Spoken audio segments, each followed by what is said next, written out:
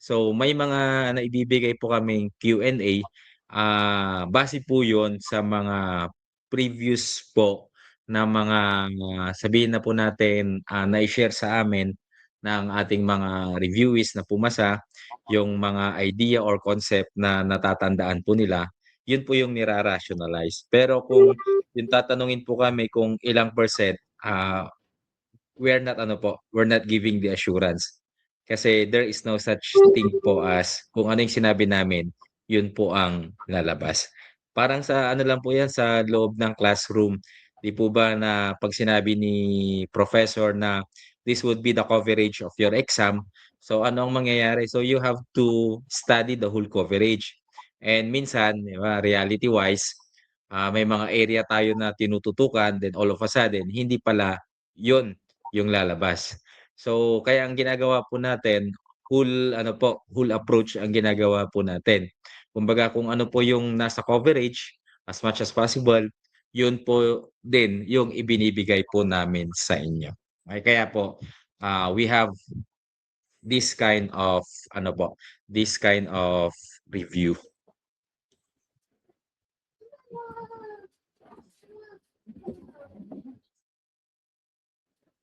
So, more on situational po kaya about fire. So, meron pong situational, meron pong, mga simple terminology. Okay, so gaya na nabanggit ni Ma'am Jaylee, hindi po siya verbatim unless specific law po yung tinatanong. Okay, so doon lang po tayo nagkakaroon ng tinatawag na verbatim.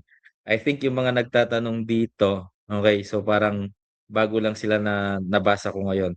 Kasi for almost 6 days ko na rito, ang suki ko talaga si Dayday, okey?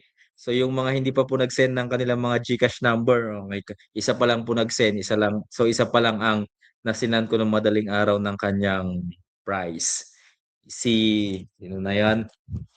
Wait, si ano pa lang po, si wait po, si Alex pa lang ang nasendan ko ng kaniyang ano po, ng kaniyang, GCash.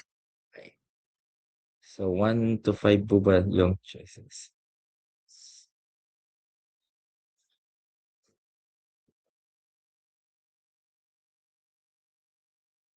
Okey, so kailangan pong habulin yung mga discussions. Opo, take it easy po, okey. So kahit nagmamadali po tayo or naghahabol po tayo sa discussion, see to it na meron po pa rin po tayong rest. Kasi kahit anong basa natin, kung talagang dumarating yung time na walang pumapasok, isa lang pong ibig sabihin nun, we have to ano po, we have to rest for a while, okey? So give yourself a chance din po na makapagpahinga para naman po hindi naman po masyadong batak, ay hindi naman po tayo gaanong stress kumbaga. So, sabi ni Nessa, "May pa-GCash pa din ba ngayon sir?" So far wala kasi ang discussion natin ngayon is what do you call this one? Ang discussion po nga natin ngayon is based po doon sa Citizen Charter and the standard operating procedures of the BFP in terms po ng ating mga inspection. So John Michael Fernandez, totoo po ba na last batch na kami for FOE? Yes po, totoo pong last batch na po kayo. Kaya kailangan na po nating ano po, kailangan na po nating seryosohin, kailangan po nating ibigay na natin yung pinaka-best po natin. It's because there would be no more fire officer examination in the future.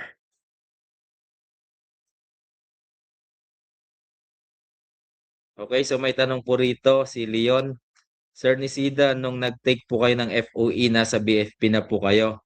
Yes po, nasa BFP na po ako noon. Ang rank ko po noon ay Senior Fire Officer 1. Okay, that's ano 'no, SFO 1 ba ako nun? Yes, SFO 1 po ako nung nag-take ako way back 2022.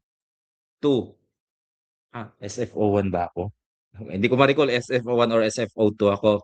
If you're asking me why I took the FOE, simple lang po, I do have dalawang license for the PRC. I'm a registered criminologist and at the same time a licensed professional teacher.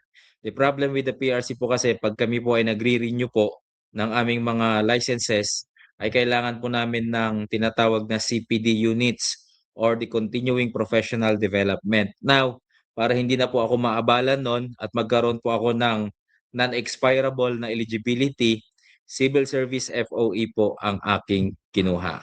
Okay? So, yun po yung kasagutan.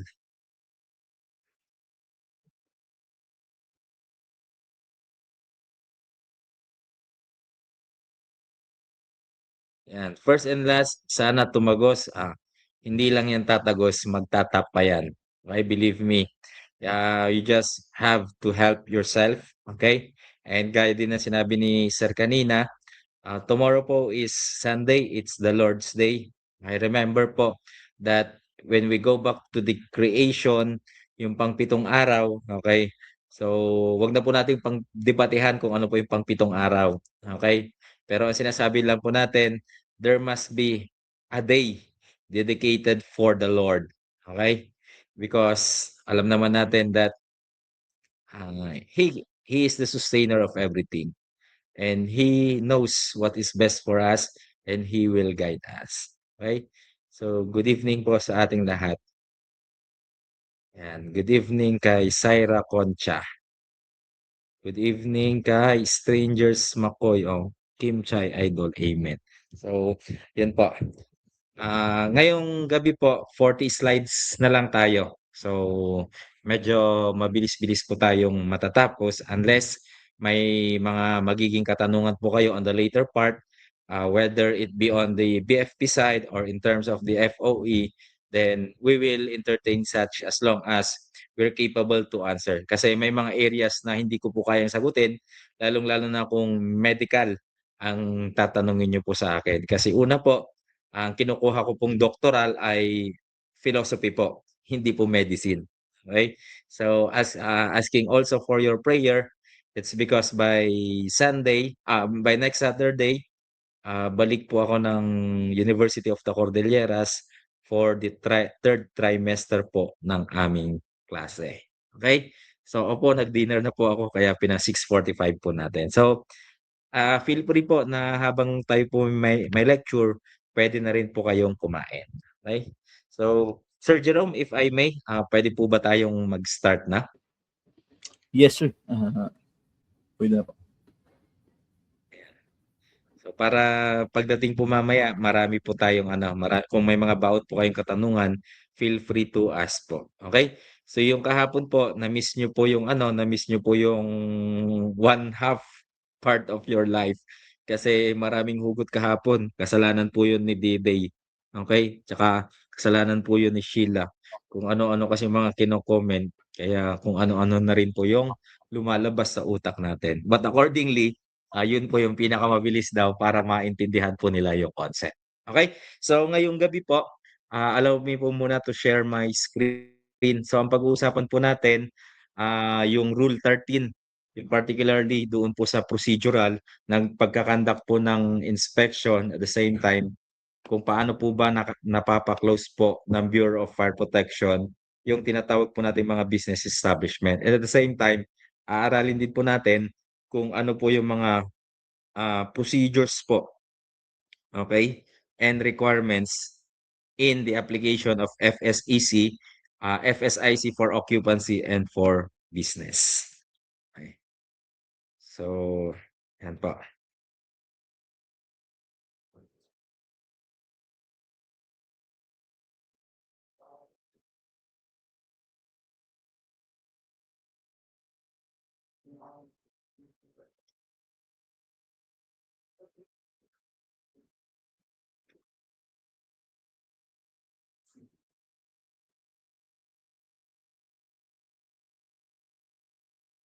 So, before we formally start, may I ask po muna if we are audible po and kung nakikita na po ba natin yung ating presentation.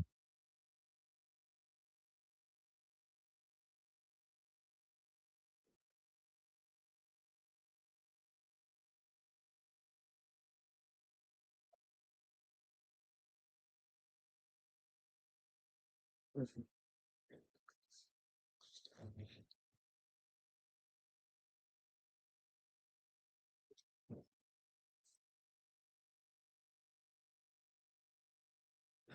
so before we formally start, let's have a short prayer po. Yes, Lord, Heavenly Father, thank you for this evening, O God, that we are once again delighted, O God, by your presence and by the presence of our students in Class Tanglao. We thank you, Father, for the life of each one of us. We thank you, Father, for these young minds, O God, that they continue to dream, Father, to be part of the fire service, especially, O God. Uh, we saw their desire, O God, to serve not only the people of this country, but also, O God, to serve you above all, O God. We thank you, Father, for the privilege, oh God, that you are using us uh, to guide them.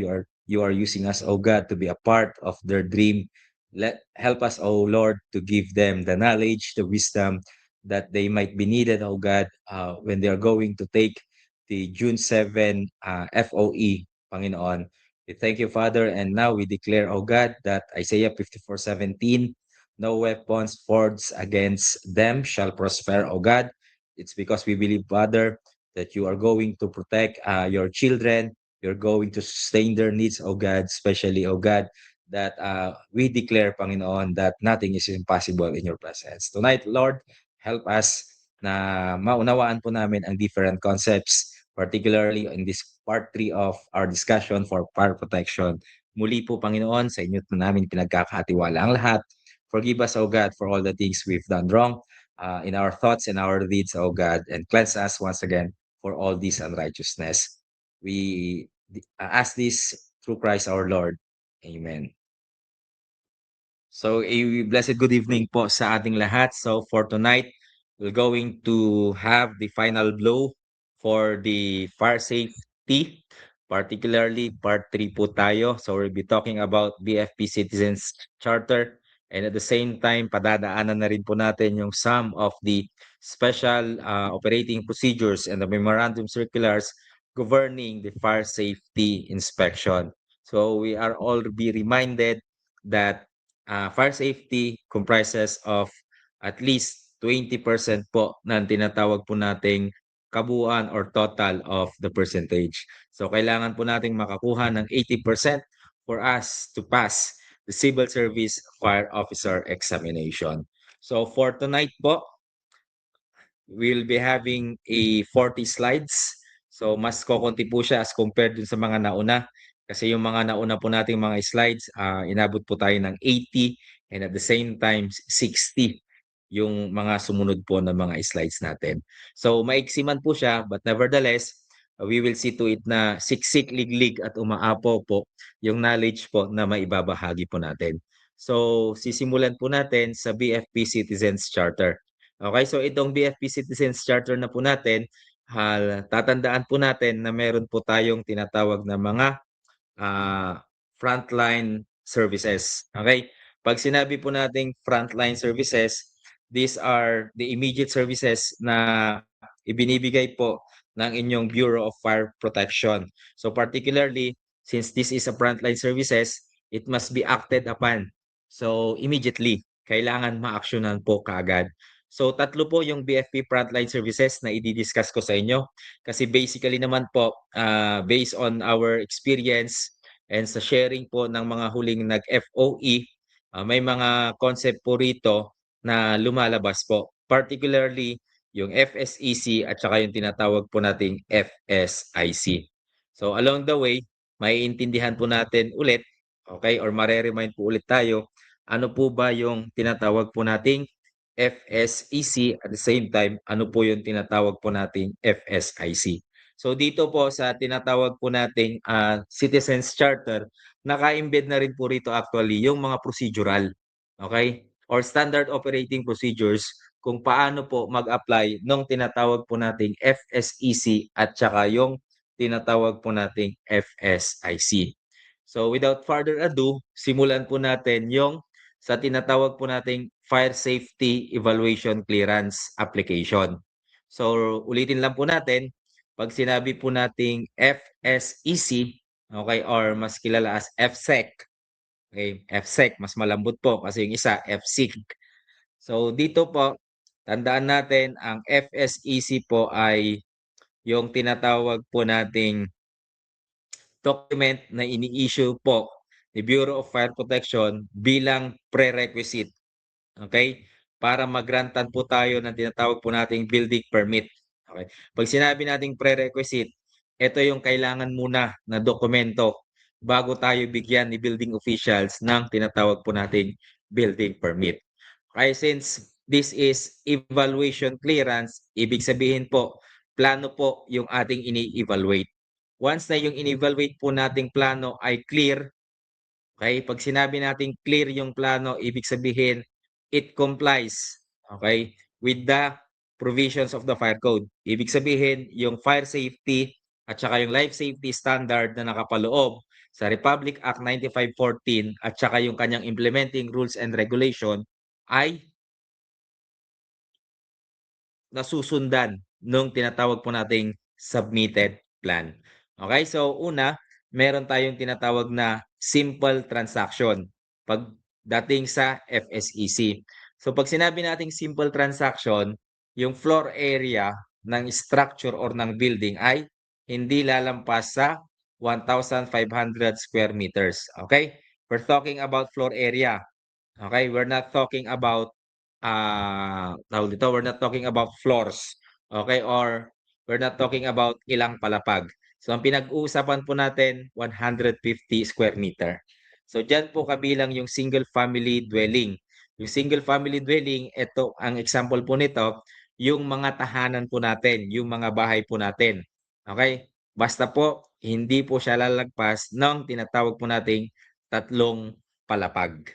Then, meron tayong tinatawag na commercial buildings.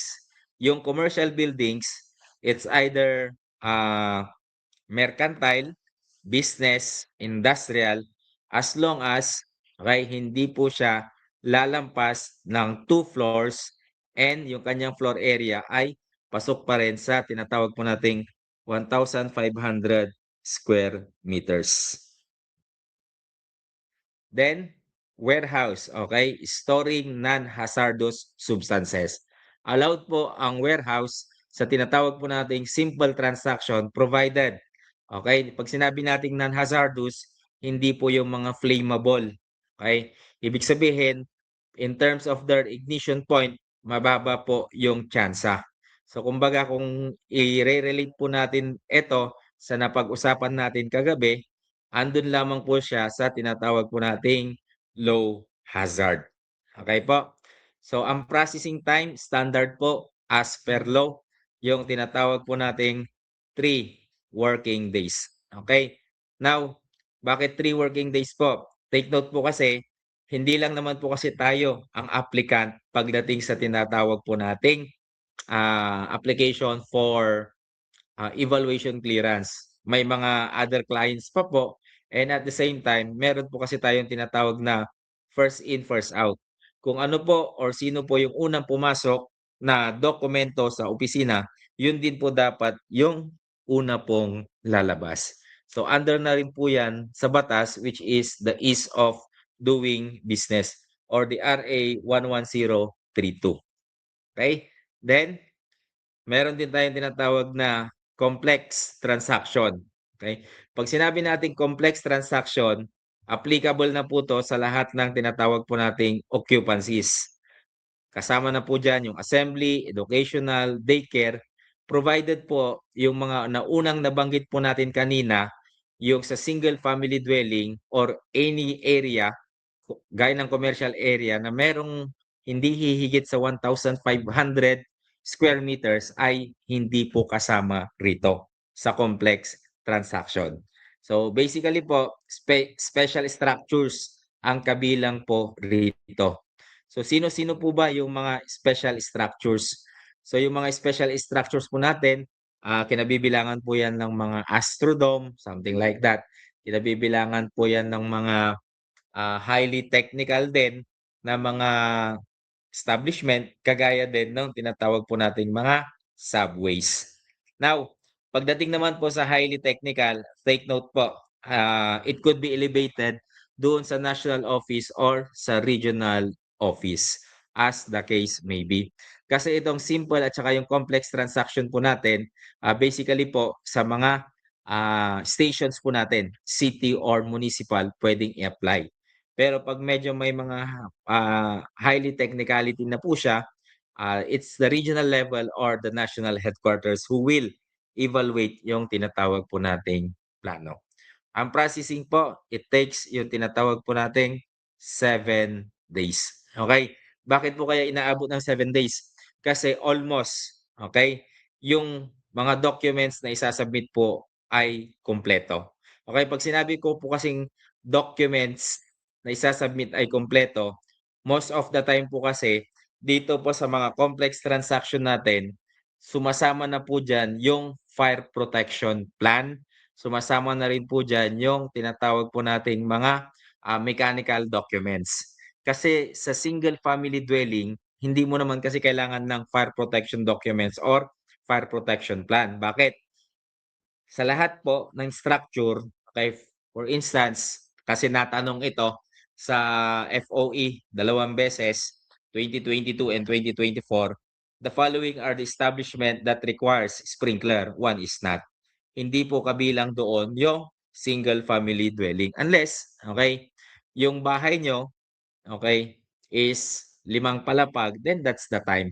Pero take note, 'pag 5 palapag na po 'yan, hindi na po siya kino-consider as single family dwelling dahil hanggang 3 palapag po lamang ang, tinatawag po nating single family dwelling. Yung sa processing po na 3 days at saka yung 7 days, it is actually calendar days ang usapan po diyan, okey? It is not working days. So ibig sabihin po, kasama po diyan ang Saturday, Sundays, including holiday. Okey, so ganoon po, okey, ka-technical pagdating sa tinatawag po nating mga number of days on processing. So, now puntahan po natin yung FSEC Application Checklist of Requirements. So 'pag sinabi nating checklist of requirements, ito po yung enumeration ng iba't ibang mga dokumento na kailangang i-submit 'pag tayo po ay mag-a-apply for fire safety evaluation clearance. Complex man po 'yan or yung tinatawag po nating simple transaction. So ano po ang una? Yung tinatawag po nating accomplished application form. Okay, dito po sa accomplished application form, eto po ay dokumento na manggagaling po kay Bureau of Fire Protection. Okay? You just fill up basic details po kagaya po ng name, ng establishment, sino po ang may-ari, ano po yung address, contact number, basically yung floor area tinatanong din po, okay? Para po immediately may overview na po si Bureau of Fire Protection. Then another documents is yung architectural documents. 'Pag sinabi po nating architectural documents, okay? So lahat po dito, mula rito sa taas hanggang sa baba, okey, 3 copies po ang dapat i-submit kay BFP. So ulitin ko lang po yung tinawag po nating architectural documents. 'Pag sinabi po nating architectural documents, dito niyo po makikita yung perspective ng building, okey? 'Pag sinabi kong perspective, ano po yung itsura ng building once na natapos, okey? So, pagdating naman sa civil documents, ang civil documents naman po, ang makikita po natin dito usually is yung structural framework, okey? So, diyan na po pumapasok yung floor plan, diyan na po pumapasok yung tinatawag po nating, what do you call this one, diameters nung mga bakal na gagamitin, ano yung sukat ng mga, ah, tawag dito, kung halimbawa may bubong, ano yung sukat ng rafter, ano yung sukat ng mga angle bars. So yan yung basically yung sa civil documents. So sa civil documents na rin, nandiyan din yung ratio ng semento at saka yung buhangin na gagamitin. So in terms of the electrical documents, pag the term electrical, yung load consumption po. Ilan po yung computed load, okay, na gagamitin. In terms of the mechanical documents po, pagdating po sa mechanical documents, usually 'pag may mga electrical components pong gagamitin, kagaya po ng mga air duct system, kagaya po ng mga ventilation, yung HVAC na tinatawag, yung heat, venting, aircon, okey? So, doon po sa mechanical documents po yan lumalabas. And at the same time, diyan din po lumalabas yung mga, tinatawag po nating genset, okey? Or yung mga alternative electric source po natin. So, diyan po lumalabas sa mechanical. Pagdating naman po sa plumbing, ang plumbing naman po, it pertains doon sa mga, linya po or mga tubo na dadaluyan po nung tinatawag po nating tubig, okey? And at the same time, yung sa dumi ng tao, yung sa septic tank. Sa plumbing documents po yan lalabas. Yung sa electronic documents naman po, most of the time naman po, ang lumalabas po diyan yung sa FDAS, yung Fire Detection Alarm System, okey? Then, sanitary documents. So, pagdating naman po sa sanitary documents, yung sanitary planning. So, in case may mga, waste, okey? So, diyan din po siya pumapasok. Pareho lang din po siya ng tinatawag po nating, plumbing. Then we have the fire protection documents. 'Pag sinabi po nating fire protection documents, eto na po si inyong, sprinkler system, eto na rin po si inyong jockey pump, eto na rin po si mga tawag dito, mga overhead tanks, just in case. So yan po yung tinatawag po nating fire protection documents. Now in terms of cost estimate of the buildings including labor costs duly notarized. So, ang sinasabi po ng cost estimate, yan po yung napag-usapan po natin kagabi na assessed value of the building. Okay? Or minsan, tinatawag po nating bill of materials. Bakit po meron yan? Kasi dyan po ibabase yung babayaran po niya na fire code construction tax which is 0.10%. Not exceeding 50,000. Then yung Fire Safety Compliance Report, FSCR, if required. So ulitin ko lang po, kailan po ba required yung tinatawag po nating FSCR? Kung yung building ay nare-requirean ng FDAS or yung Fire Detection Alarm System, o kaya po kung yung building po ay nare-requirean nung tinatawag po nating standpipe, particularly wet standpipe, or yung tinatawag po nating FDAS, the Fire Detection Alarm System, and to include yung tinatawag po nating AFSS o yung Automatic Fire Suppression System na mas kilala po bilang sprinkler. Okay po? So yan po basically yung mga documentary requirements. Now, if you're going to ask me, lahat po ba yan ay isasubmit? The answer is no. Okay? Depending po yan doon sa transaction po natin. Okay? For instance, sa single family dwelling po, pagdating sa plano, architectural, civil, electrical, then plumbing. Okay, yan po yung mga plano na usually hinahanap po namin. Okay? So, single family dwelling. Baka sabihin niyo pati fire protection documents or plans. Hindi po. Kasi hindi po requirements na magkaroon ng sprinkler si tinatawag po nating single family dwelling. Okay, so that is the requirements. Now, puntahan naman po natin yung procedures. Okay? So yung procedures po, pareho lang po yan sa simple at saka sa tinatawag po nating complex.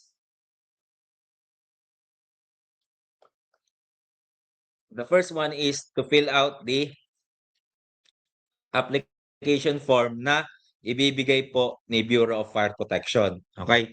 Basically, yung application form na yan po, ang header po niyan, red. So, ano pong i-fill out doon? Ano nilalagay? Yung name ng establishment, halimbawa, proposed two-story residential building. Okay? Then, yung location or address. Yung address po na tinatanong po doon is yung address po ng building. Sino pong may-ari, then estimately, ilan po yung kanyang floor area. Then, pagka-fill up po, we need to submit yung application kasama po nung tinatawag po nating documents. Okay? Sino po ang magre-receive sa BFP? Yung tinatawag po naming CRO or the Customer Relation Officer na nasa front desk. So ano po ang mangyayari? I-check niya po kung lahat po ng inyong documents ay kumpleto. Pag kulang po, ibinabalik po yan. Hindi po pwedeng i-receive pag kulang. Okay? Kasi take note po, ang araw po, okay, or the processing time, nagsisimula po yan once kompleto po yung tinatawag po nating documents. Kaya lang ang problema minsan sa mga kababayan natin, minsan nakikisuyo na lang na, "Sir, iiwanan ko muna yung documents, yung to follow yung iba." So ang nangyayari minsan, ikina-count na nila yung pagkaka-receive ni BFP kahit kulang. Eh, kaya nga nung ako po yung Chief FSES ng San Fabian Fire Station, hindi po namin tinatanggap yung documents 'pag kulang, ibinabalik po namin. Kasi mahirap po na yung document na kulang nasa atin.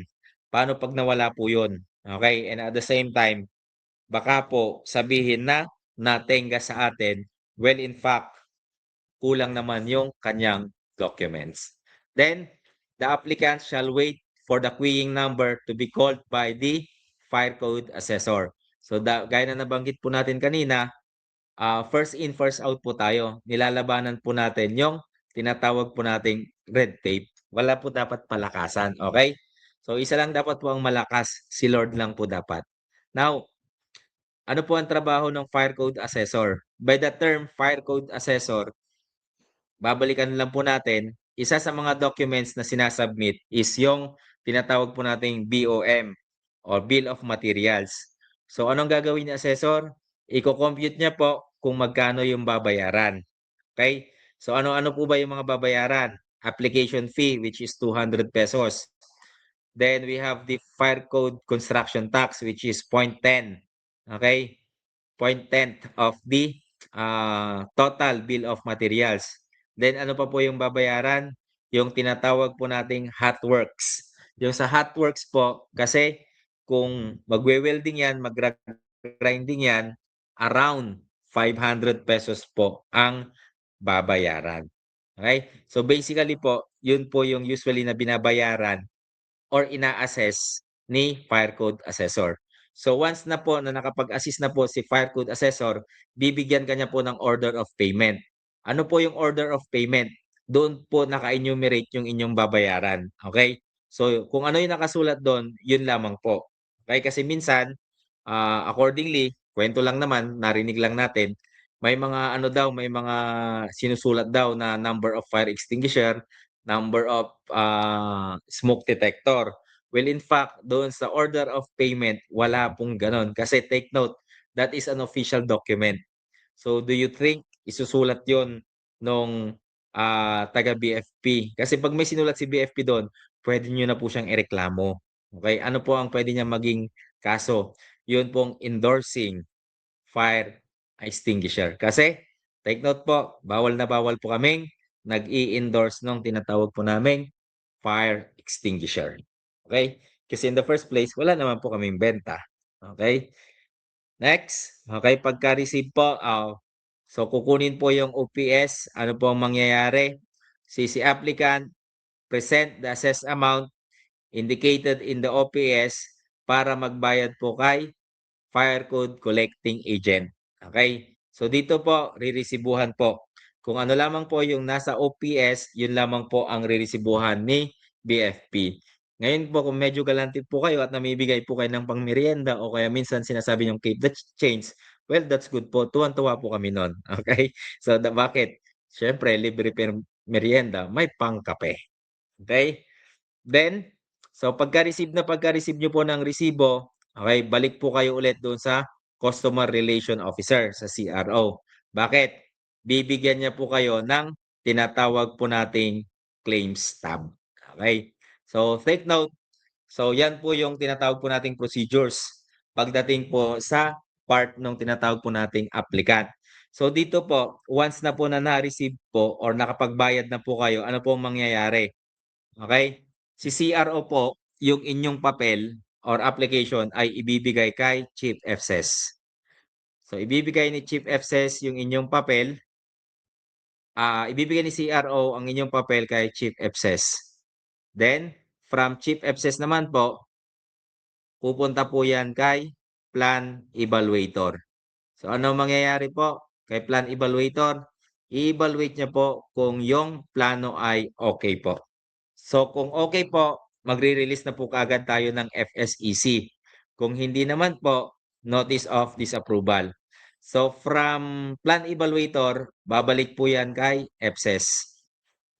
Okay? So take note, si Plan Evaluator po, ang ginagamit niya po ay checklist. So i-prepare na rin po kasi ni Plan Evaluator yung tinatawag po nating FSEC. Para pagbalik po kay Chief FSES, pipirmahan na lang po ni Chief FSES. After which, si Chief FSES naman po, i-endorse po yan doon sa tinatawag po nating Fire Marshal. And si Fire Marshal naman po ay pipirmahan niya po yung tinatawag po nating FSEC. Para pag bumalik po si applicant, ano po mangyayari? Dala-dala niya po yung kanyang claims tab, ipapakita po yan kay BFP after 3 days or 7 days as the case may be. Yung 3 days po na binabanggit po natin doon at saka 7 days, yun po yung maximum. Pero kung kaya po yan tapusin ng 1 or 2 araw, well, much better po. Then after which, pag na-receive na po niya yung kanyang FSEC o kaya yung tinatawag po nating NOD or Notice of Disapproval, kailangan po yang mai-logbook. Bakit po? Para po pag nagkawalaan, okay, ng FSEC at saka plano, meron po tayong tinatawag na kopya. Okay, or resibo para makita na ito'y nai-release na. So kanina, gaya ng nabanggit ko, 3 po yung tinatawag po nating, what do you call this one? 3 po yung plano. So bakit po 3? Kasi doon po sa plano, meron pong pipirmahan po doon si Fire Marshal. Doon sa, perspective na part, doon sa architectural perspective. So may portion po doon na, fire department. So halimbawa, ito po yung plano, okay? So dito po kasi sa gilid niya, may mga signatory po diyan. Okay, may box po diyan. So isa po diyan na pipirma si hepe po ng fire station. So isa po yung maiiwan sa BFP, dalawa naman po yung babalik kay, applicant na dadalhin niya po kay building official. So patunay lamang po na yung pirma po rito at saka yung FSEC dumaan po siya sa fire station. Next, yung tinatawag po nating Fire Safety Inspection Certificate for Certificate of Occupancy.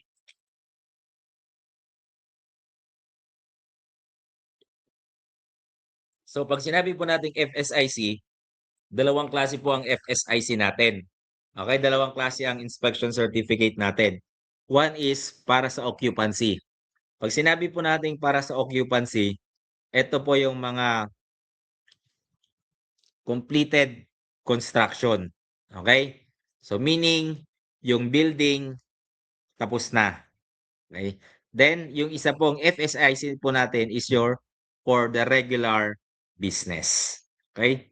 So unahin po natin, ano po ba ang FSIC for occupancy?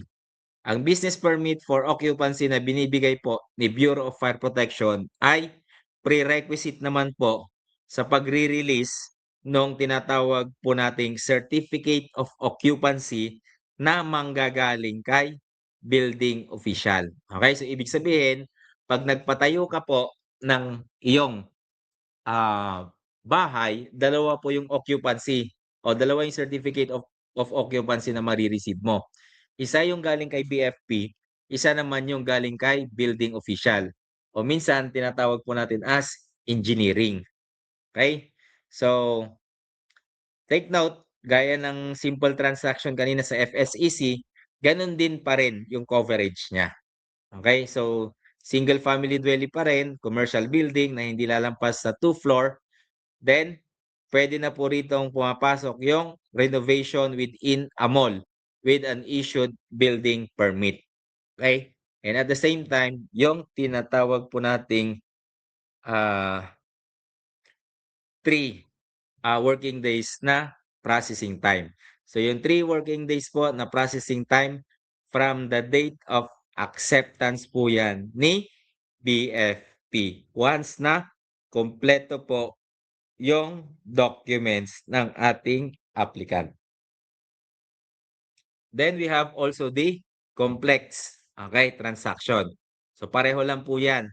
So sa special structure natin, gaya na nabanggit natin kanina, si aerodrome, facilities, si wind turbine, si passenger railway system, yun po yung special structures. So ang processing time pa rin po niyan is within 7 working days.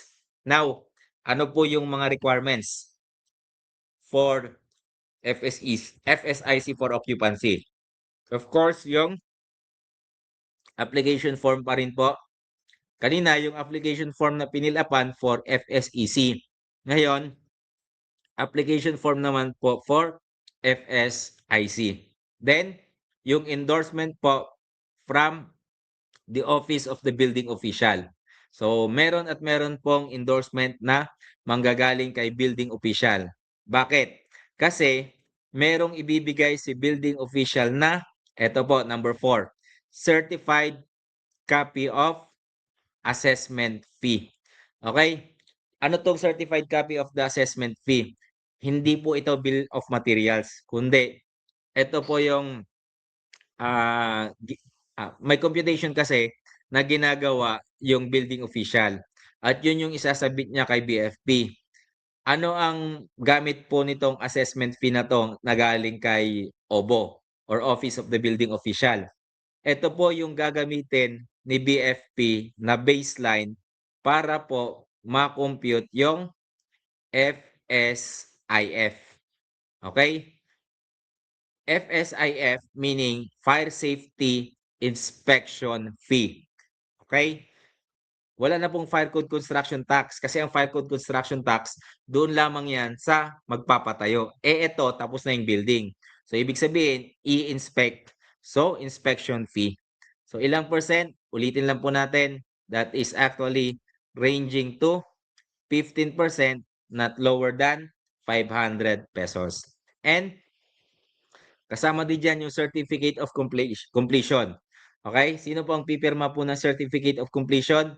Yung engineer po.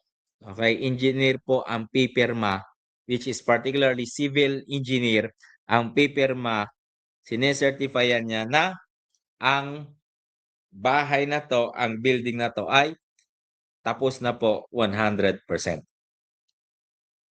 Then, meron tayong tinatawag na as-built plan. Okay? Ano po ba yung as-built plan? Yung as-built plan, kung mayroong deviation na nangyari doon sa original na plano. Paano po yan? So halimbawa, yung original na plano, dalawa yung kwarto. Okay? Tapos, eto yung pintuan. Pero nung in-inspect mo na siya, or nung nag-ocular inspection ka, during construction, yung bahay, naging 3 na yung kwarto. And at the same time, lumipat yung pintuan. So, yun yung tinatawag po nating as-built plan. Kung ano na yung actual na tumayo dahil hindi na nasundan yung original na plano. And of course, yung FSCCR.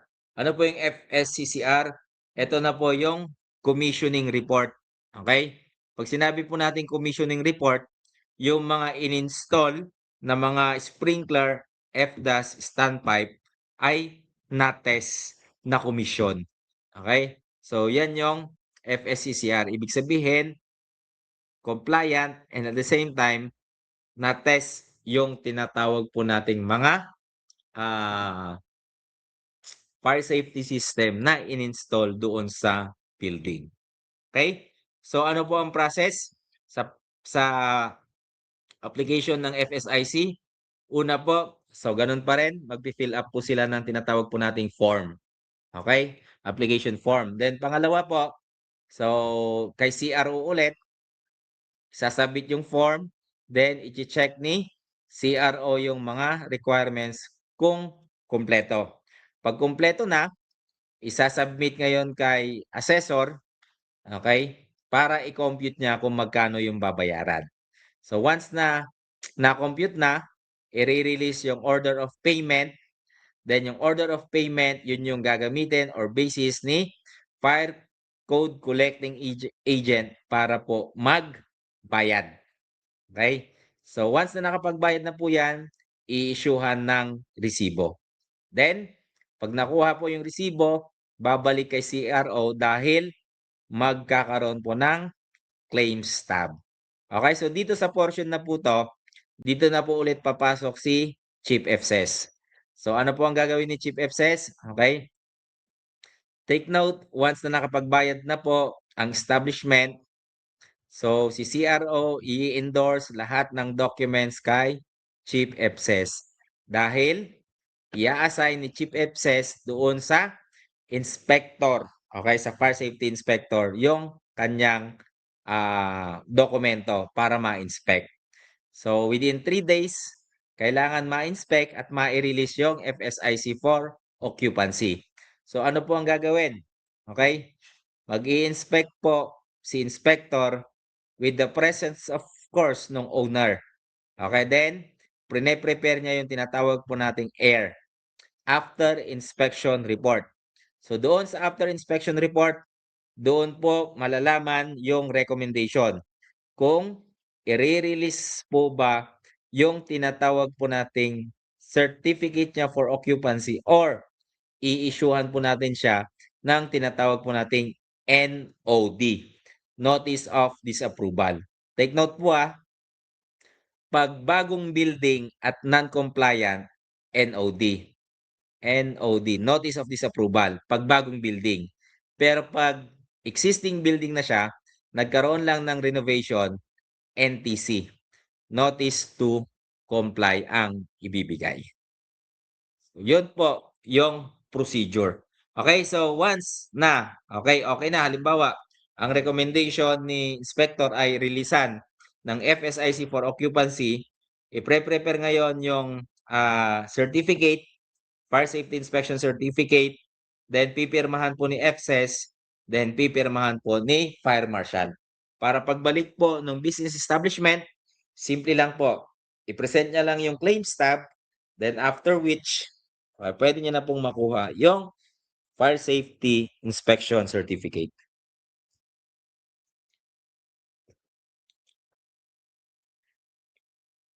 Now, puntahan naman po natin yung FSIC for the renewal of business permit. So, okay, ano po mangyayari? Mag-fill up ng application form, okay, sa fire station o kaya yung unified application form if sa business one-stop siya nag-apply. Okay? Now, ano po ba rin yung iba pang requirements?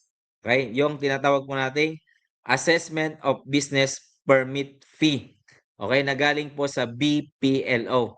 Yung tinatawag po nating Business Processing and Licensing Office. Okay? Bakit? Bakit kailangan natin tong assessment na galing sa BPLO? Kasi dito, i-compute yung 15% of all fees charged by the local government unit as basis for the computation of fire safety inspection fee. Copy of insurance if applicable. Okay, kasi nabanggit natin doon sa mga naunang discussion natin, dapat within 10 days po may submit natin yung insurance company of those buildings na engage po sa business. So then we have yung FSMR. Okay? Ang FSMR, Fire Safety Maintenance Report. Okay? Meaning, yung mga nakakabit po doon na mga na mga FDAS, sprinkler, standpipe, kailangan nati-test. Okay? Paano mo malalaman? Through the maintenance report. Take note po, pag tinitest ang mga system in the presence of the Bureau of Fire Protection. Dapat. Kasi pag wala po, null and void po yung kanyang FSMR. Okay? So, then, ang ano po, ang dinidiscuss ko po sa inyo is actually halos same lang po siya ng procedure pagdating doon sa online application. Kasi sa online application, magfi-fill up ka rin ng form. And at the same time, i-upload mo rin naman po doon yung assessment galing kay LGU. Okay? Once kasi na-assess na yan, iko-compute na yan ni Bureau of Fire Protection para malaman mo ngayon kung magkano yung babayaran mo online. So, basically, ang tinatanggap po kasi ngayon ni BFP doon sa kanyang system, online application is yung PayMaya at saka yung tinatawag po nating GCash. Okay? So, ano po ba ang procedures? Okay, paano po mag-renew ng tinatawag po nating business permit? Okay, ng FSIC rather. Okay, take note po ang FSIC po natin ay meron pong kabuuang 365 days yung kanyang validity. So, ibig sabihin, pag March mo yan nakuha, March din po yan marirenew. Okay? So, ngayon, pag hindi nyo po yan na-renew or na-late renewal po kayo, take note po, if less than 1 year, meron tayong 50% penalty. Pag more than 1 year, that's 100% penalty po.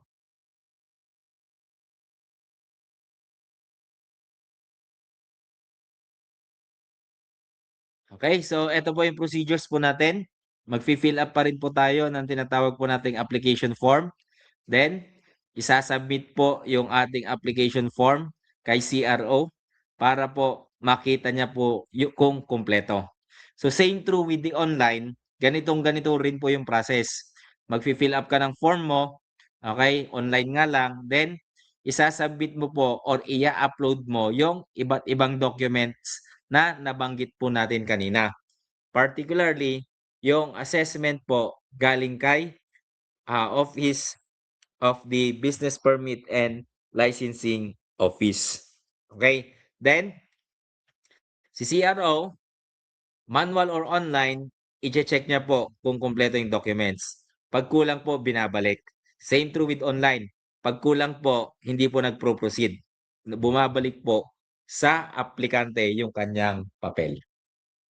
Then we have, dito, after which, i-compute na po ni Fire Code Assessor kung magkano po yung babayaran. Since this is business po, 15% po of all fees charged by the local government unit. So manually, i-receive po yung i-receive po yung OPS. Okay? So pagka-receive po ng OPS, punta kay collecting agent para magbayad. Okay? Then, i-issuehan kanya ngayon ng tinatawag po nating what do you call this one? Resibo. Pagdating po sa online, okay, kahit nasa bahay po kayo, ano pong mangyayari? Hintayin nyo pong mag-reply pabalik.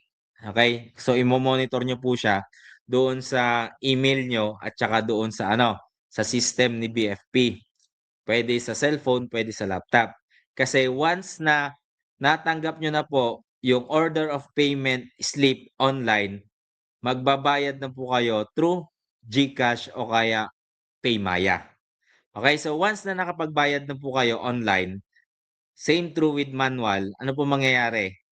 Babalik po or pupunta po kay Chief FSS yung inyong application form. Okay? So ano mangyayari? Anong gagawin ni FSS? I-assign niya po yung fire safety inspector na mag-i-inspect po ng inyong structure or building within 3 working days. Okay? So, once na po na nakapag-inspect na po siya, prepare niya po ulit yung air. Take note po after inspection report. Yung after inspection report po pala, before ko makalimutan, ay ina-acknowledge niyo po. Pinapa-receive po sa inyo. Okay na? Katunayan na ito yung naging findings ng Bureau of Fire Protection during the conduct of inspection. Okay? So once na okay na, i-prepare yung FSIC. So para pagbalik po, sa manual po tayo muli ha. Okay, ipakita mo lang yung claim stub mo, then marireceive mo na po yung tinatawag po nating FSIC.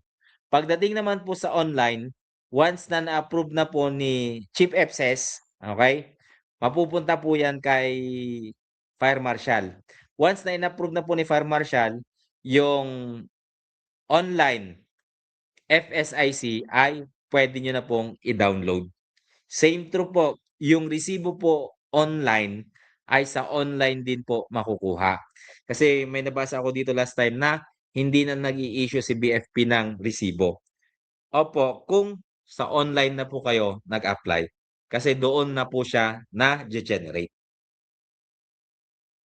So, basically po, yan po yung requirements, procedures, and type of transaction po na merong kinalaman yung application natin sa FSEC, FSIC for occupancy at yung tinatawag po nating FSIC for business. Okay? Anong meaning ng EFSIS? Uh that is actually yung tinatawag po nating Electronic Fire Safety Enforcement System ni Bureau of Fire Protection.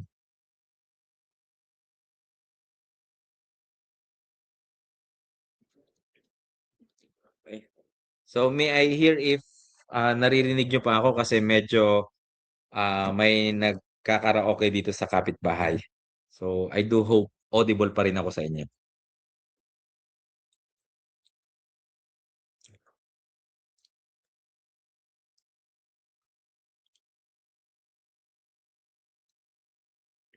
So before po tayo mag-proceed sa next na topic po which is Rule 13, the Administrative Course of Action. So sabi ni Ms. Sheila, meron po bang penalty pag late naka-renew? The answer is yes. Po. Paano sir pag wala silang binigay na claim stub, sir? Okay, ang sagot po doon is i-demand nyo po yon.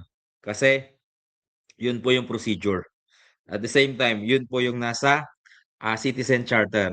Take note, ano po ang purpose ng Citizen Charter? Napaka-powerful po ng Citizen Charter.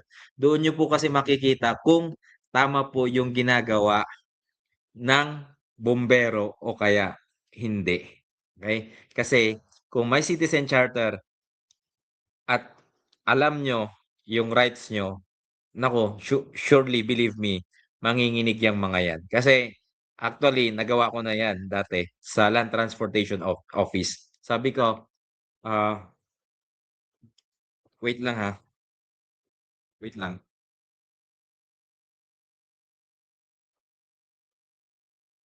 Wait lang po for a while.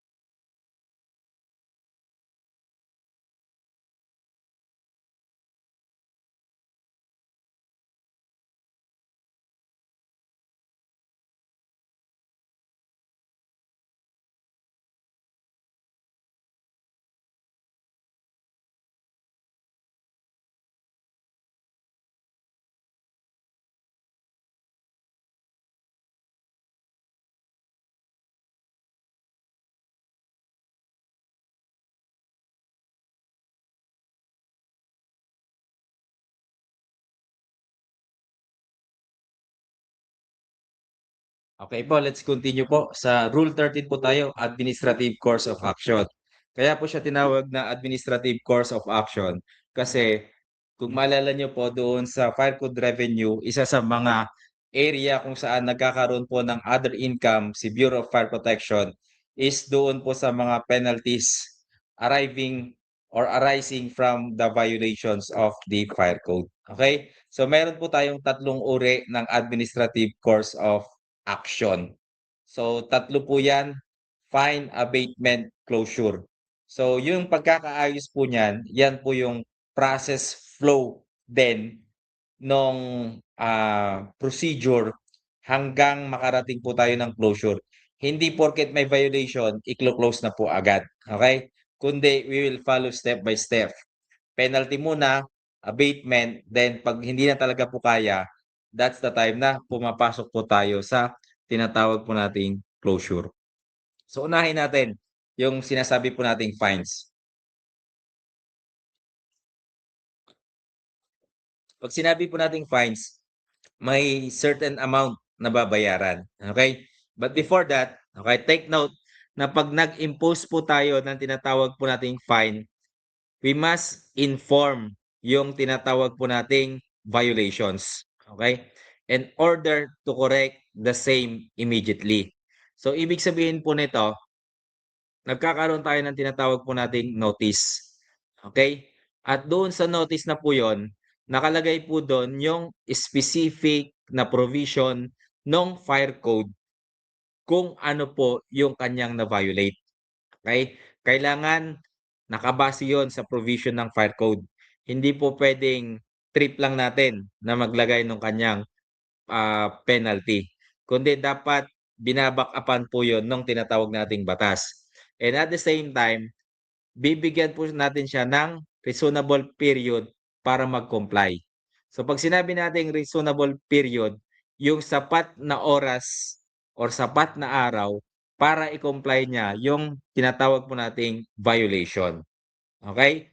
So halimbawa, nabigyan na natin siya ng notice, binigyan natin ng corresponding day para mag-comply, ano ang gagawin natin 'pag nag-lapse na yung prescribed time frame?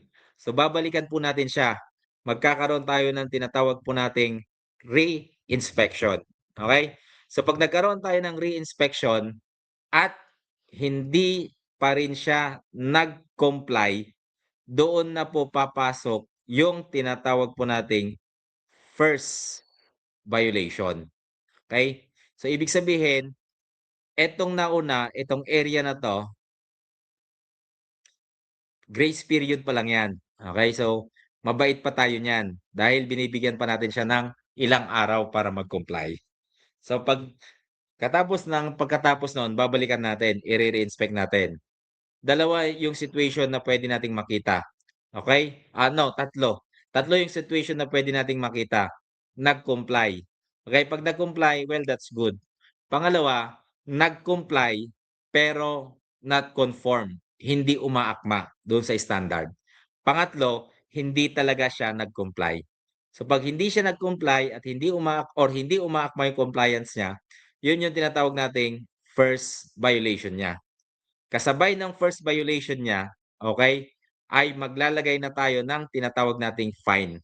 Meron na agad penalty, okey? Then bibigyan ulit natin siya ng ng ilang araw ulit para mag-comply, ire-re-inspect ulit natin, 'pag hindi po ulit nag-comply 'yan, for the third time na notice, another penalty po ang i-impose natin. So take note, ang administrative fine ay in every violation committed. Okay? Until such time na mapunta na siya doon sa tinatawag po nating closure. Okay? So buti pa yung building may closure, kayo wala. Bakit? Dahil wala naman kayong label. Next is yung tinatawag po nating abatement. Okay? So 'pag sinabi po nating abatement is simply, it is an act para i-remove or i-neutralize yung tinatawag po nating hazard. Okay? That is abatement. So isa siyang proseso, isa siyang activity na ang intention yung mga na-identify na hazard ay matanggal. Okay? Kung hindi man natin siya matanggal, at least man-neutralize natin siya, mai-correct natin siya para hindi siya pagsimulan ng tinatawag po nating problema. Okay? So, abatement includes the following or combination. Paano po ba natin pwedeng tanggalin or i-neutralize yung tinatawag nating hazard? Removal of the source of ignition. So for instance, merong exposed wire, okay? Or open junction box, ipa-close mo yon, okay? O kaya, tawag dito, meron tayong lutuan, dikalan malapit sa mga pintura na pwedeng maging source ng ignition, ipatanggal mo yon. Okay? So yan yung tinatawag nating removal of the source. Abatement, one process of abatement. Okay? Yan, pag nag-comply ka, bawal na talagang lumabas. Okay? Rearranging or adjusting articles within the minimum clearances or dimensions. Anong ibig sabihin nito? So halimbawa, may mga nakaharang doon sa aisle.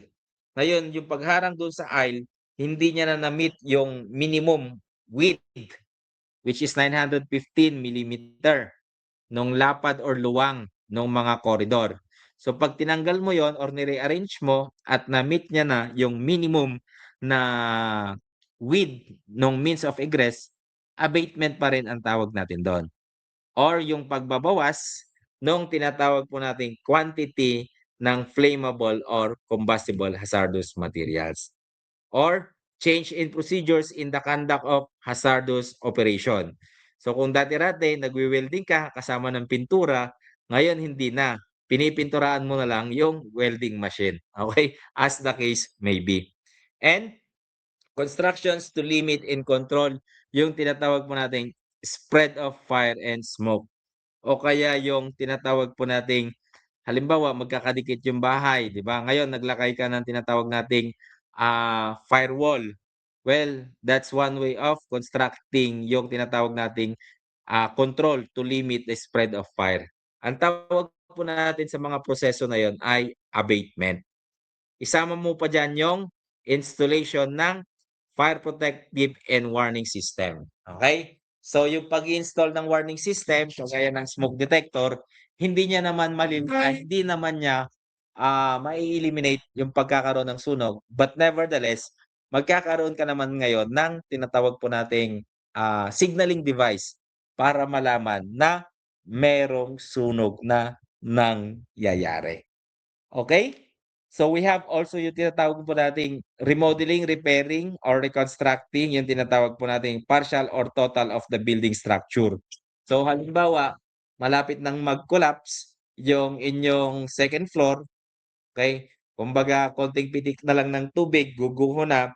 Ano ngayon ang ginawa niyo? Okay? Pinademolish niyo para hindi na siya maging or makaperwisyo pa, maka-aksidente. And of course, sabi niya, if there are inaction on the part of the violator, abatement may be summarily done by the Bureau of Fire Protection. If and only if this is the recourse to remove the imminent danger to life and property.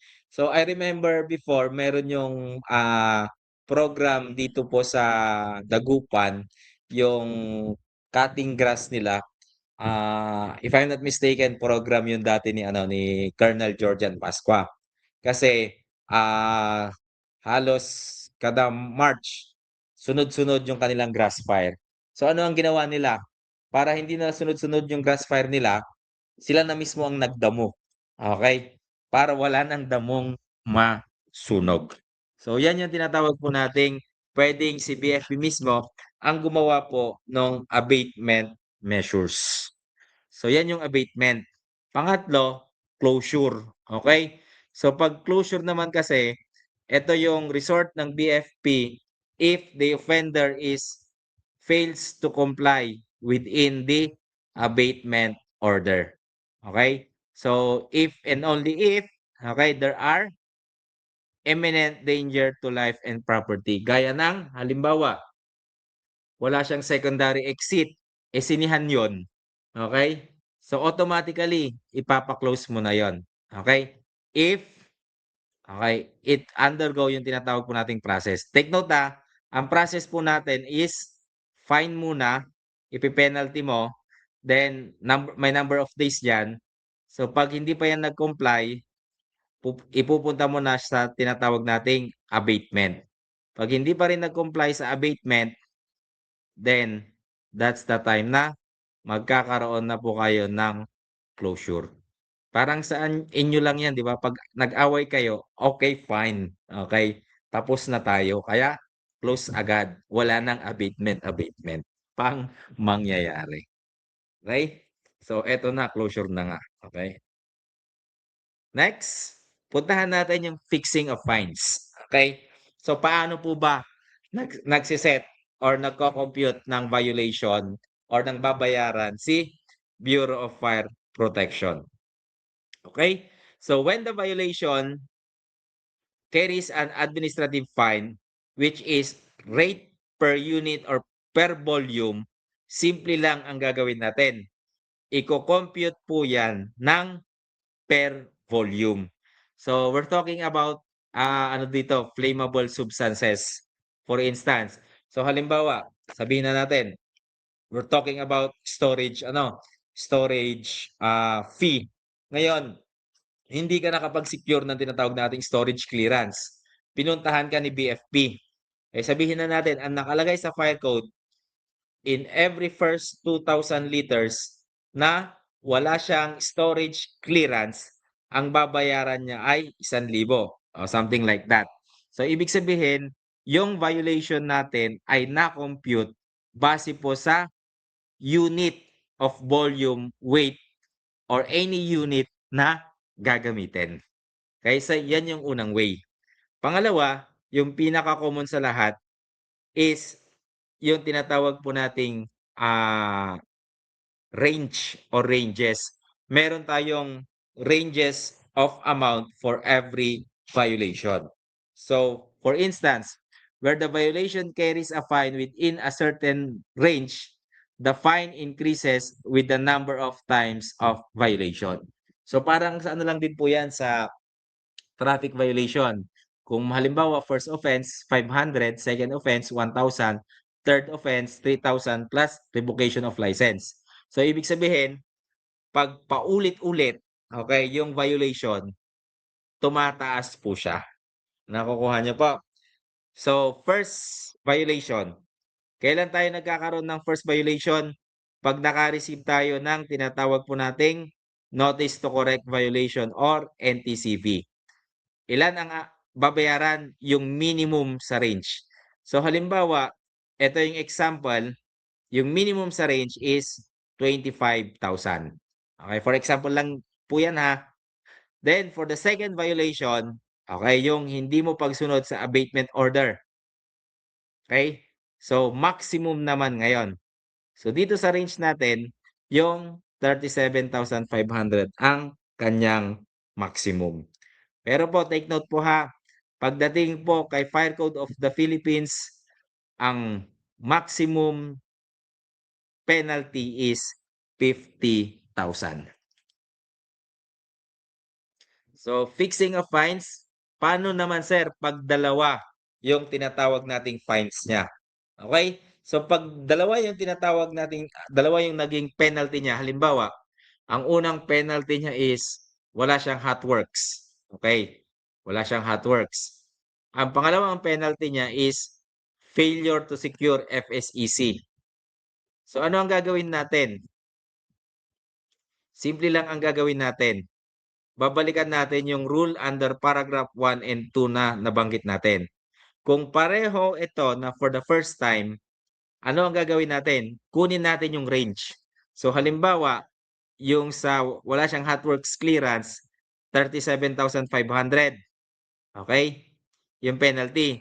Yung wala siyang FSEC, 37,500 din. So ano ang gagawin natin? Pag plusin po natin yan or i-add po natin yan, provided po na hindi po dapat yan lalampas ng 50,000 or 50,000. So take note, every violation po ang binibilang. So mabigat po 'yon. Kung 3 yung violation mo at ang minimum 37,500, meaning ang babayaran mo ay hindi po lalampas ng 50,000. Hindi niya sinabing 37,500 times 10, hindi po. Okay, pag-addin mo lang lahat ng kanyang violation, yung amount na nakaano do'n at hindi po lalampas ng 50,000. Paano po 'pag hindi po siya nakapagbayad? Okay, 'pag hindi po siya nakapagbayad, simple lang po 'yan. We will go with the process. Fine, abatement, then sa closure na po tayo. Closure po ng building o kaya ng portion thereof. Okay? So hindi po 75,000 ha. Sabi ko nga po kanina is ano po, what do you call this one? Not exceeding 50,000. Okay? So, ulitin ko lang po, if hindi nakapagbayad, simple lang, we will go with the process. Fine abatement until such time na mapunta na po siya sa tinatawag po nating closure. Okay? So, eto 'pag nag-break kayo, bigyan mo ng closure order. Okay, para matahimik na siya. 'Pag binigyan mo ng closure order, okay, see to it na 'pag bumalik, compliant na siya sa susunod. Okay. So next, sino po ba ang may jurisdiction para mag-impose po ng abatement, administrative fine at saka closure? Simple lamang po, yung city or municipal fire marshal na may jurisdiction. So kung halimbawa nangyari ang ano, ang ang building nasa jurisdiction ng Davao City, so ibig sabihin si Davao City Fire District ang mag-i-impose ng abatement, administrative or closure as the case may be. Okay? So eto na, puntahan natin yung general procedures para mas maintindihan natin. Okay? So buti pa yung procedure general, tayo sarhento pa lang, 'di ba? So eto po ang procedures. Okay. Una, okay, take note, 'di po ba? We will go with the process para maintindihan niyo. So halimbawa, nag-apply siya ng tinatawag po nating, FSIC, Renewal for Business. So nakapagbayad na siya at lahat-lahat. Ano ang mangyayari? Okay, mag-i-issue si fire marshal ng IO. Okay, inspection order. Ano ang inspection order? Ito po yung authority na magkakandak ka ng inspection on a particular day and on a particular establishment. Okay, ang validity po ng IOI, 3 days po yan. Then, in every inspector, meron dapat, okay, every inspector 10 inspection order lamang po sa isang araw. So, puntahan na natin, nakapag-inspect ka na. Okay? So, pagtapos ng inspection, ano ang prepare mo? Air. Okay, ano ang nakalagay sa air? Yung iyong recommendation. Kung halimbawa walang violation, FSIC na kaagad. Pero 'pag meron siyang violation, ayan na po. Okay? 'Pag may violation, notice to comply ang i-issue. Take note notice to comply. Okay, dahil ang violation puwedeng 24 hours na ma-correct, puwedeng 3 days, 7 days, 10 days, and maximum of 15 days. Pero most of the time, ang binibigay po ni BFP ito, 15 days. Take note of that So 15 days. Pagkatapos ng 15 days, ito na po ang mangyayari. Okay? I-re-inspect po siya. Okay? I-re-inspect. Ano ang basis mo ng re-inspection? Yung notice to comply na binigay mo. Okay? Ilang araw? Yung notice to comply, 15 days. Kung sa loob ng 15 days, okay, walang nangyari, hindi binago yung pinapabago mo, binago man hindi pa rin compliant, ano ang gagawin mo? Maglagay ka na ngayon ng signage, okay? Buti pa 'tong signage meron siyang sign. Anong yung sinasign niya? Warning, this building structure is a fire hazard. Okay, at least ito, alam mo na kaagad na yung building pwede ka niyang saktan. Pero siya, wala man lang ka-warning-warning na iniwan ka niya. Kaya walang closure. Okay? So take note, we will put a sign. Okay? And i-impose na natin yung tinatawag po nating administrative fines. So since this is the first violation, minimum within the range ang ibibigay natin. Okay? So take note i-issuehan mo siya ng notice to correct violation, bibigyan mo siya ng 15 days ulit para mag-comply. Okay? So kung titignan natin, mag-a-another 15 days ka na naman. Okay? So bibigyan mo siya ng another 15 days para mag-comply. So pagkatapos po niyan, halimbawa pagkatapos ng 15 days, binalikan mo ulit. Okay, sorry po, number 3 na dapat 'to. Okay? Binalikan mo na ulit, ano yung basis mo ng pagbabalik? Okay? Yung notice to correct violations. After 15 days po kasi 'yon. So kung titignan mo, mula dun sa notice to comply, notice to correct violations, o meron na siyang 30 days. Okay. Kung wala pa ring nangyari after 15 days from the issuance ng notice to correct violation, simple lang, continuous pa rin yung pagpo-post ng signage. Hindi dapat yun matanggal hanggat hindi niya po na i-correct. Okay, then impose yung tinatawag po nating administrative fine. Okay? Then, ano po ang basis mo? Maximum po dun sa payment. Bakit? Second, okay, second violation niya na po to. Kasi hindi niya ikinorek. So after which, bibigyan mo ulit siya ngayon ng abatement order. Okay? Pag nabigyan mo siya ng abatement order, ibig sabihin, binibigyan mo na naman siya ng pang-15 araw ulit para mag-comply. Okay? So ibig sabihin, itong additional 15 days na 'to, pang ano niya na 'to, pang 45 days niya na. So ano po ang mangyayari after 15 days? Babalikan mo po ulit 'yan, okay? Ire-re-inspect mo po ulit, okay?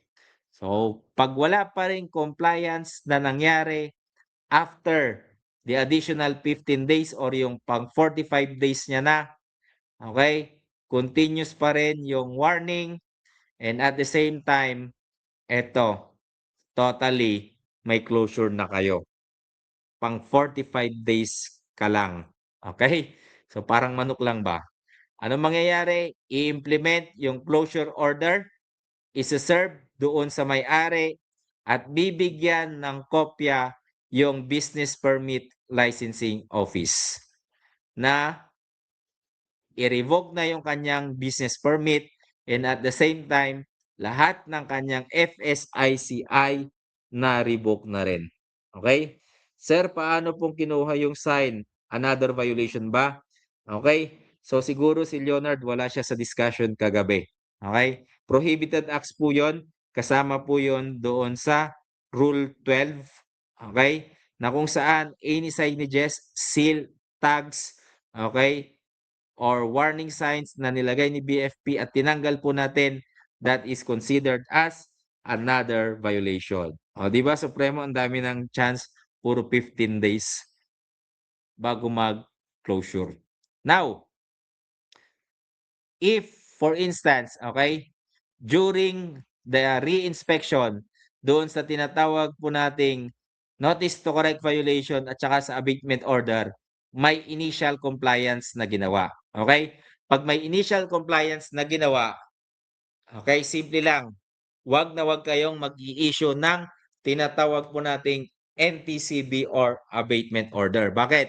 Meron siyang initial compliance. So kung halimbawa ang pinapa-comply nyo sa kanya, lagyan niya ng sprinkler, take note, hindi po sapat ang 15 araw para sa sprinkler. Okay? Pero kung nasimulan niya naman, well, that's good. Ngayon, since kulang yung 15 araw, ano ang pwede natin gawin? Pwede siyang mag-execute ng affidavit of undertaking na hanggang 6 na buwan pwede niyang i-comply or tapusin yung tinatawag po nating compliance. At sa loob ng 6 na buwan hindi pa rin siya tapos, okay, pwede po yang i-extend for another 6 months. Basta, take note po, mag-e-execute po siya ng affidavit na duly notarized. Okay? So, tandaan po natin yon, duly notarized. So, take note po ha. So, NTC, 15 days. NTCV, another 15 days. Then, abatement order, another 15 days. Kung wala pa rin, then closure na po tayo. But, ulitin lang natin ha, pag may initial compliance, huwag mag-issue, okay, ng NTCB. Bagkos, pag hindi niya kayang tapusin within 15 days, magpa-affidavit of undertaking tayo. Okay? Need 'di ba ang city legal niyan, sir?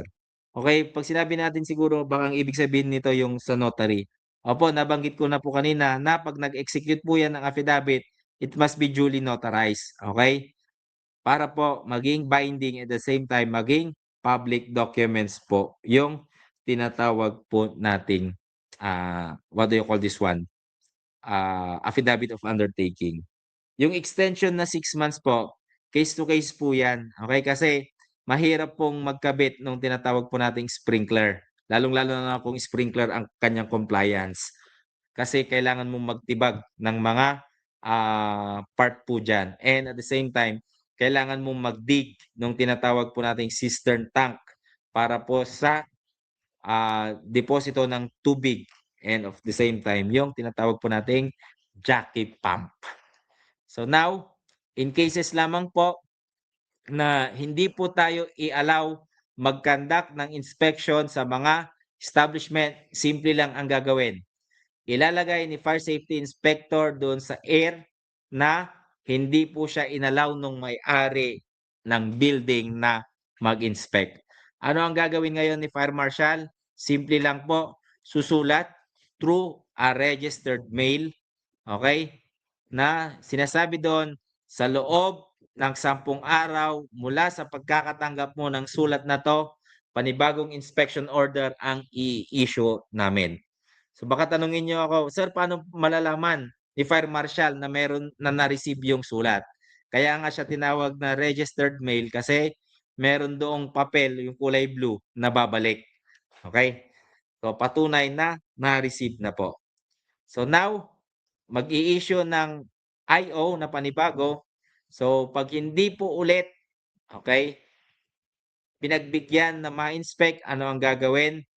Si Bureau of Fire Protection through the city or municipal fire marshal will send a letter sa BPLO na immediately nire-recommend niya na ma-revoke yung tinatawag po nating business permit ng establishment. Okay? So yan po yung procedures po natin mula po sa notice to comply hanggang sa tinatawag po nating closure. So may 45 days ka kapatid before kayo mag-closure. Okay? So next, yung tinatawag po nating public nuisance. Okay? Take note of this one kasi minsan lumabas to sa amin.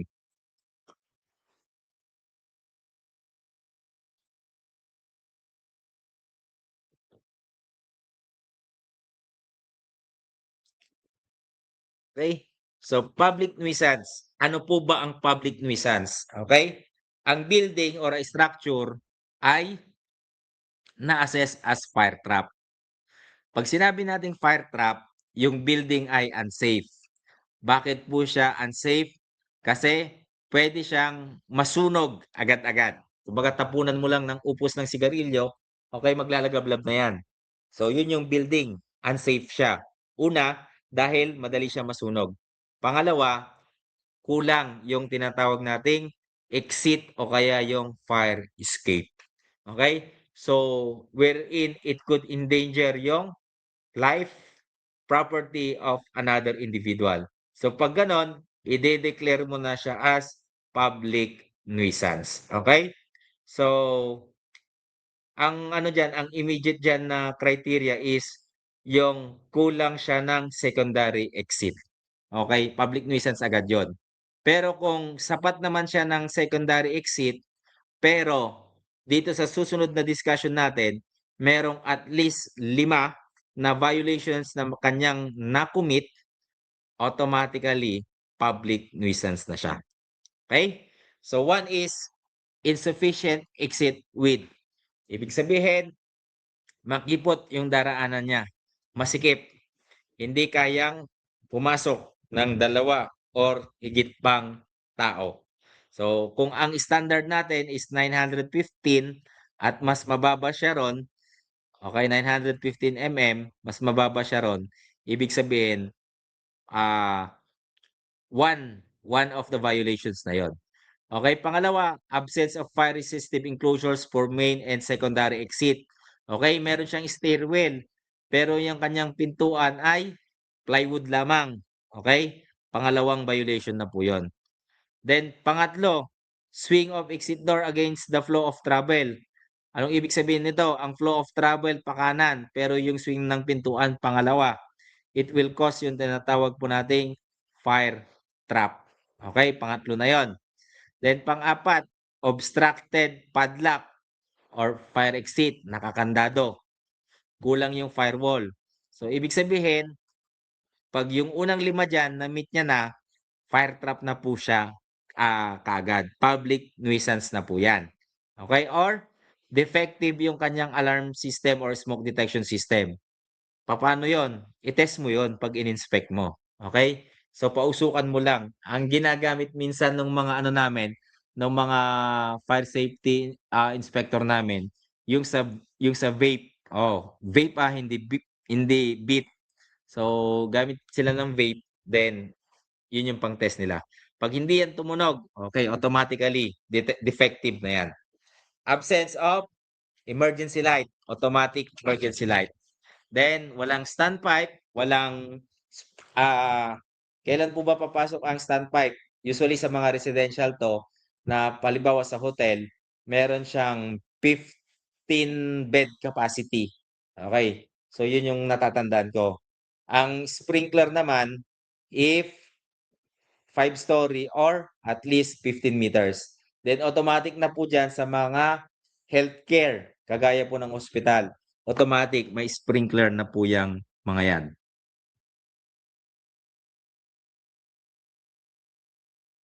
Then we have yung absence of fire safety measures in the manufacture, storage, and handling and display of hazardous materials. So halimbawa, nagbebenta siya ng LPG, wala siyang fire extinguisher, wala siyang tawag dito, gas leak detector. So violation na po 'yon. So take note 5 dapat, at least 5. Para masabi po siya as public nuisance. Okay, procedures. Ano po ang gagawin natin?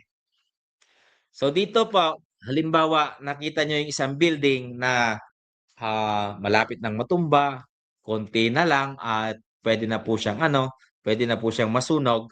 Okay, immediately you will issue yung tinatawag nating notice of declaration. Okay, doon sa may-ari. Okay.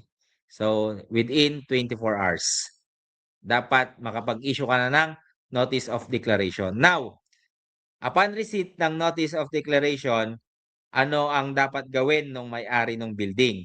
Pag na-receive niya yung notice, dapat immediately i-abate niya yun na yung hazard. Pag sinabi natin i-abate niya yung hazard, tanggalin niya yung hazard o kaya i-correct niya yung mga na-enumerate na dapat ma-correct. So, failure on the part of the owner, sorry, this must be number 3. Failure on the part of the owner na i-abate yung tinatawag nating hazard, the BFP will employ all corrective measures to abate the hazard. Ibig sabihin, pag hindi po ginawa nung may-ari or yung mga nakatira doon, yung kanilang obligasyon na tanggalin yung hazard, i-neutralize yung hazard, papasok na po si BFP. So magkakaroon tayo ng tinatawag nating corrective measures. So halimbawa, wala siyang sprinkler, pwede siyang pagawan ni BFP ng sprinkler. Provided po ha, provided. Okay? Funds appropriated for this is available. Kung merong pondo si Bureau of Fire Protection. Eh sir, paano pag walang pondo si Bureau of Fire Protection?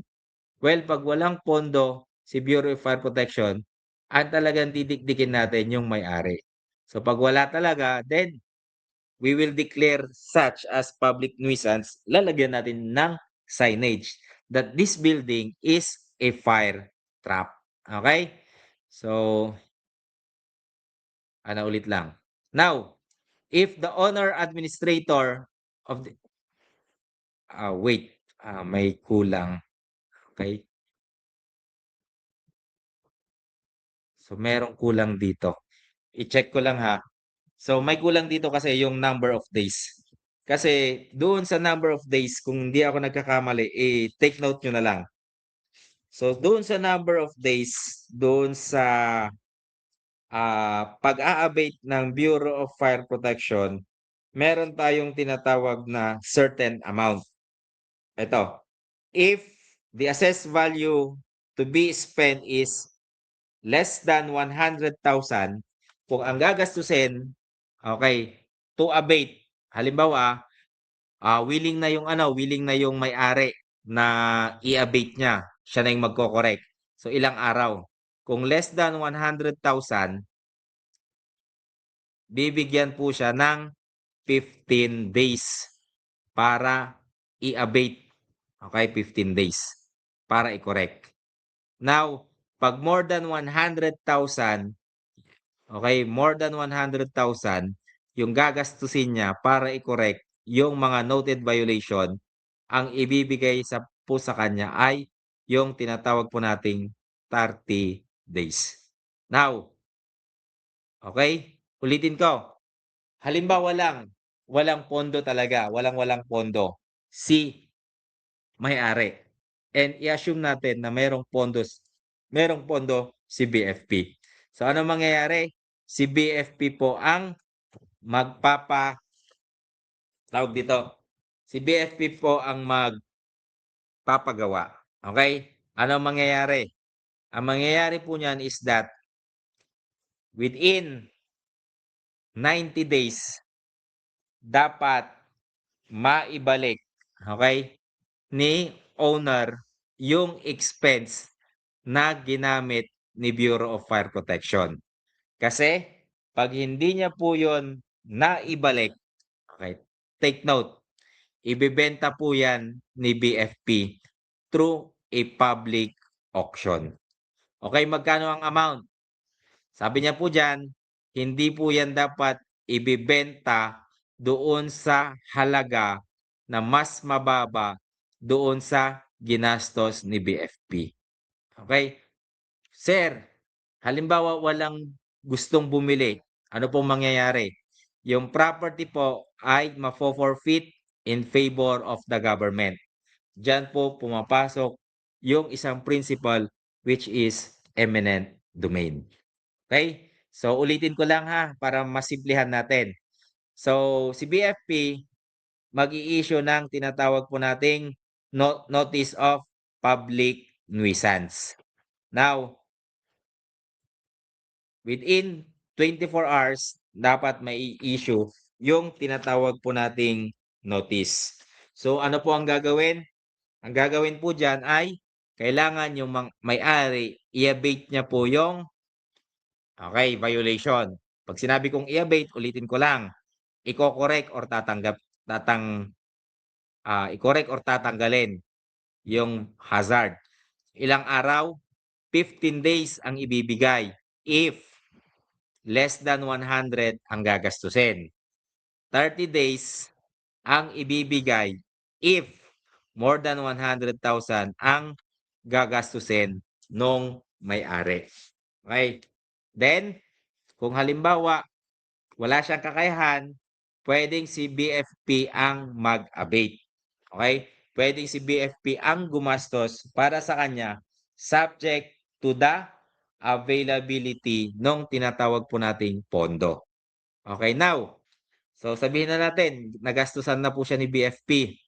Dapat, ulitin ko lang, within 90 days, ma-reimburse or maibalik ng business establishment yung ginastos ni BFP.